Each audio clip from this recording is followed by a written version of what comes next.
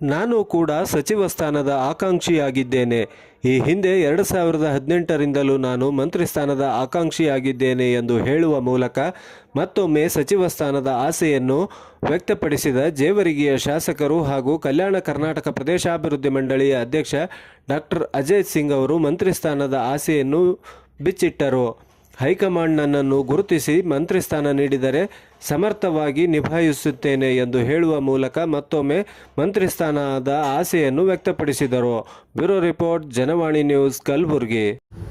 ನಾನು ಯಾವಾಗಲೂ ಕೂಡ ಮಂತ್ರಿ ಸ್ಥಾನದ ಆಕಾಂಕ್ಷಿ ಇದ್ದೇನೆ.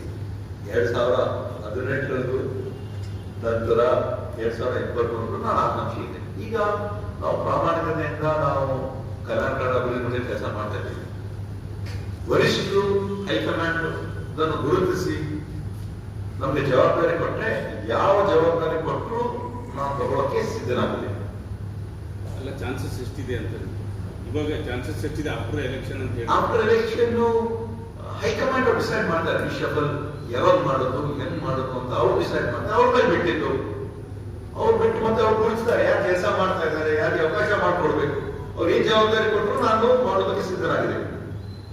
I am ready to accept any challenge.